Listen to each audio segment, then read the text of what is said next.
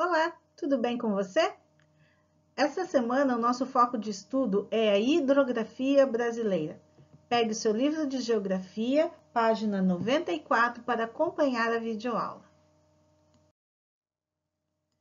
O conjunto de cursos d'água, ou seja, os rios perenes e temporários, os lagos, as represas e os lençóis freáticos de um país, formam a sua rede hidrográfica. A rede hidrográfica do Brasil é uma das maiores do mundo, pois a disposição do relevo forma vários divisores de água, delimitando as bacias, e o grande volume de água represada é favorecido pelos diversos tipos climáticos que ocasionam intensos regimes de chuvas ao longo do território. Importância das bacias hidrográficas. O desenvolvimento de qualquer país depende, dentre outros fatores, da quantidade de recursos hídricos. De fato, a água é de uso social diário e a quantidade represada influencia possibilidades de desenvolvimento econômico na agropecuária, na produção industrial, na geração de energia elétrica, no lazer, na pesca e também no sistema de transporte. O estudo das principais bacias brasileiras é fundamental para a apropriação correta da água como recurso de um país.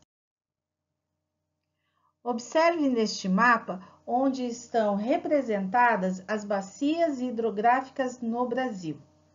Nós temos ali a bacia do Paraná em roxo, a bacia do Sudeste Sul em marrom, Bacia do Amazonas em verde, mais escuro.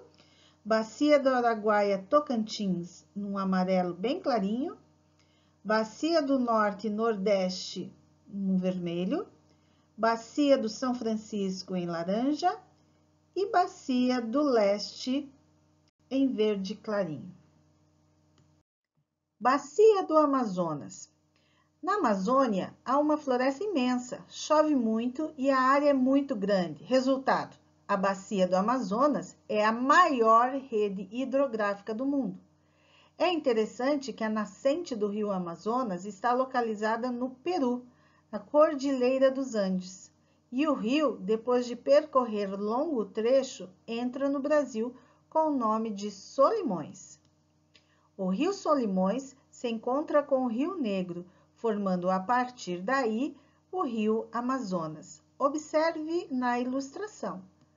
Então, veja ali, observe comigo. Quando entra no Brasil, né, é o rio Solimões. Vai se encontrar com o Rio Negro e vai formar daí, então, o rio Amazonas. O Amazonas, ou seja, o rio Amazonas, é importante em vários aspectos.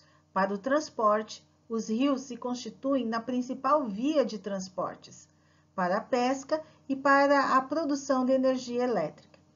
A bacia do Amazonas possui um grande potencial hidrelétrico e atualmente algumas obras estão sendo concluídas para aumentar sua oferta de energia, como a usina hidrelétrica de Santo Antônio e a usina de Belo Monte.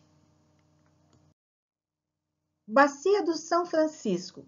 O Rio São Francisco é importante para o Brasil desde o período colonial, pois foi através dele que os primeiros colonos conseguiram acessar áreas interioranas, ou seja, do interior do Brasil, e desenvolver a pecuária como uma das suas atividades econômicas. Por isso, o Rio São Francisco é chamado de Rio dos Currais. Mas ele também é conhecido como o Rio de Integração Nacional. Por quê? É que a nascente do Rio São Francisco se localiza na Serra da Canastra, em Minas Gerais, e percorre um longo trecho da região nordeste do Brasil, ou seja, ele apresenta uma extensão que vai do sudeste ao nordeste do país. O Rio São Francisco abastece uma enorme população ribeirinha. O que é uma população ribeirinha? É uma população que vive às margens de um rio. Várias hidrelétricas estão instaladas ao longo de seu trajeto e ele também é usado para o transporte de pessoas e mercadorias. Observe a ilustração, todo o trajeto do rio. Ele nasce aqui, observe aqui comigo, ele nasce em Minas Gerais, né? Na Serra da Canastra, ok? Aqui, ó, tá? E ele tem a sua foz aqui, no Nordeste, certo?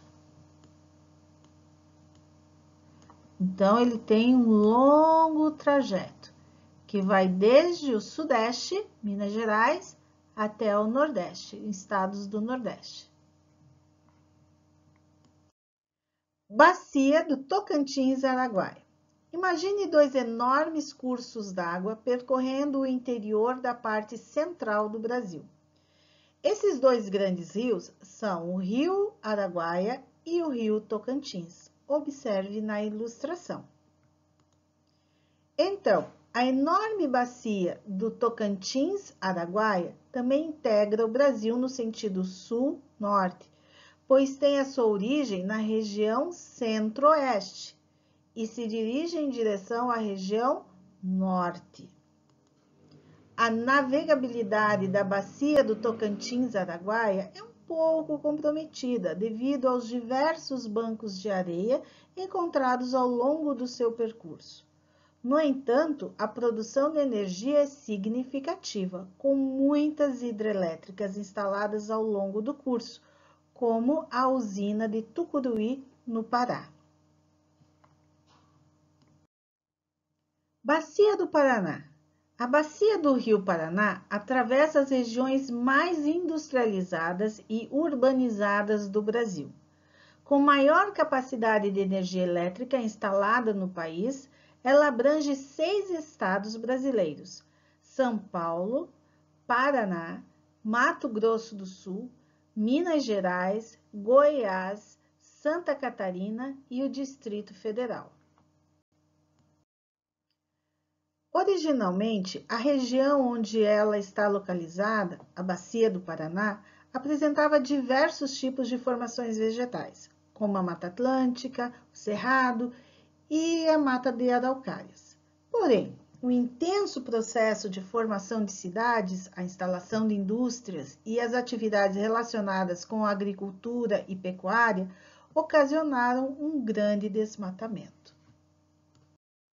E é isso aí, pessoal! Chegamos ao final da nossa videoaula. Não deixem de fazer as atividades propostas no material de apoio e de participar da nossa sala de aula virtual. Um forte abraço para vocês, Deus os abençoe. Tchau, tchau!